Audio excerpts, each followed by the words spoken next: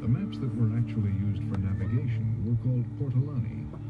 They showed coastlines, harbors, and landmarks, but they only covered familiar, well-traveled areas like Spain and North Africa.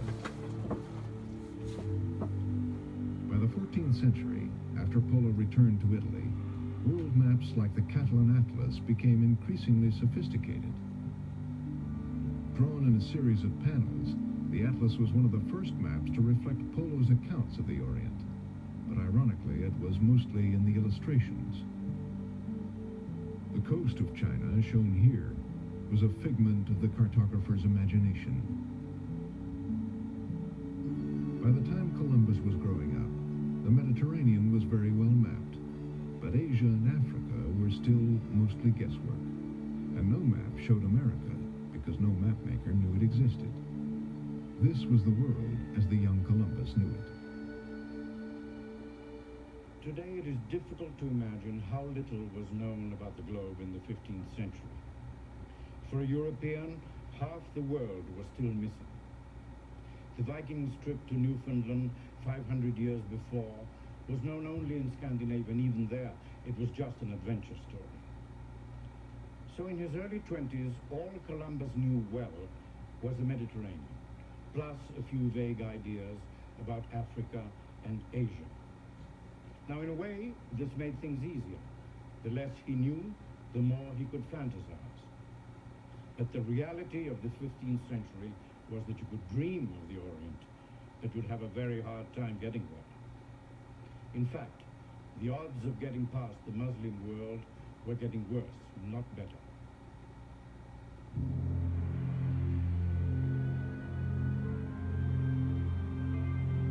If Columbus needed proof of the Muslims' tightening grip, he could find it here, in one of the most glorious and coveted cities of the medieval world. Today it's called Istanbul, but in the mid-15th century, its name was Constantinople. For 1,000 years, it had been the crown jewel of the Byzantine Empire, a Christian empire.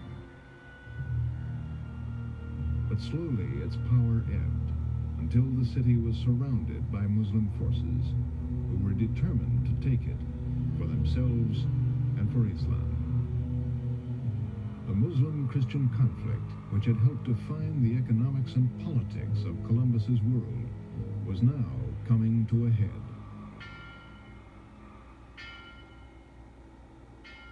The Christians were equally determined to keep the city.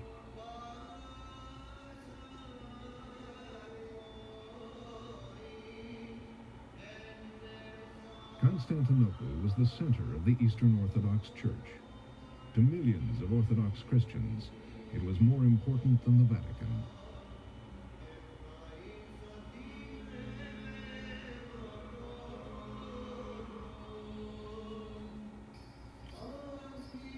It was Christian Constantinople that had called for the First Crusade to wrest Jerusalem from the Muslims in the 11th century. And now, it was Christian Constantinople that was seen as standing alone in a hostile Muslim sea.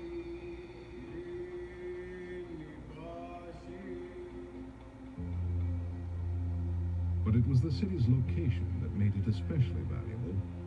It was a gateway between Europe and Asia, controlling a vast amount of maritime trade.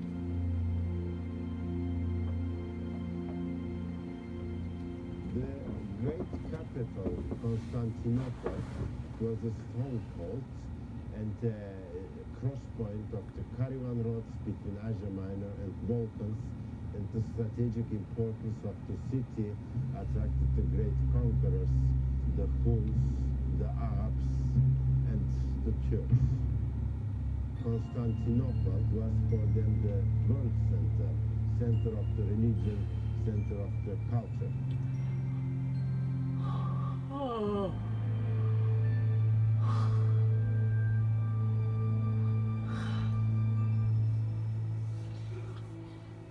The city was also a center of wealth. Genoa built the Galata Tower in 1267 as a visible sign of its economic might. For centuries, Constantinople had been a pawn of Genoa and Venice as they vied for commercial control. But in 1452, Constantinople could see its own fate 5 miles away.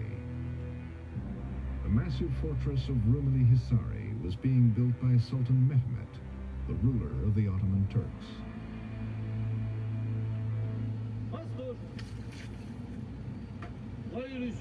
Haydi, yallah.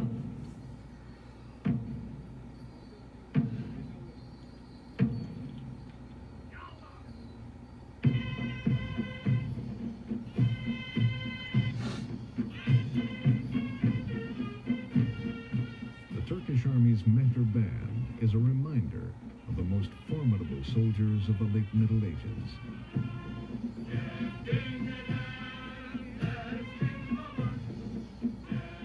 The band still performs the Attack March to commemorate the assault on Constantinople.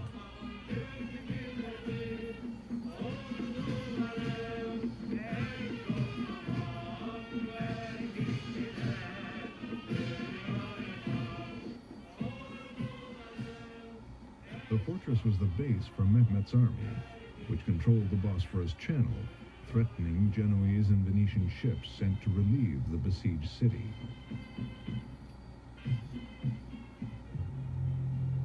But Constantinople was not without defenses. The walls of the city had resisted 22 previous sieges, and their triple thickness, their moats and ramparts were one of the marvels of the medieval age.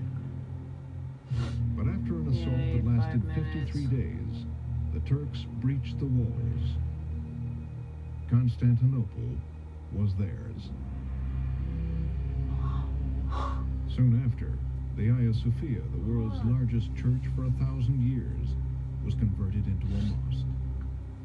The loss of Constantinople to the Turks was a great shock to Christendom. This had been the great capital of the Eastern Roman Empire, a great center of culture and wealth in early medieval times. To see that go under to the Sultan was indeed a real shock to Western Europe. It also meant that Latin Christendom, Italy for example, becomes much more the front line of the border between Muslim and Christian.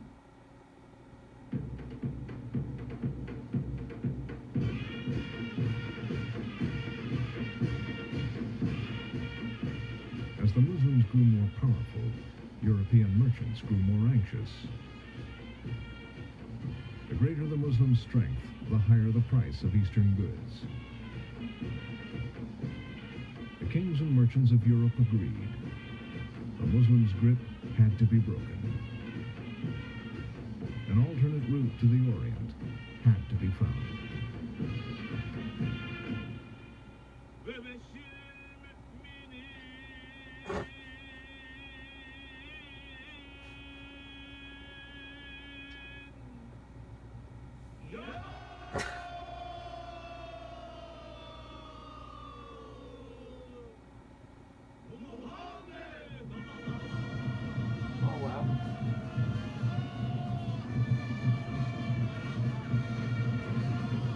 Invoking the name of Allah, the Muslims had unknowingly set the stage for Christopher Columbus.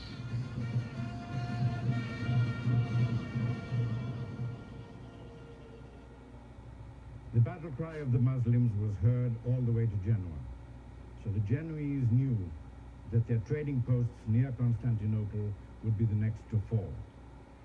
In fact, the Greek island of Chios, their most important outpost in the area, fell to the Turks not long after Columbus sailed there to help resupply the garrison. So Columbus witnessed firsthand the beginning of Genoa's long, slow decline. The future would lie elsewhere.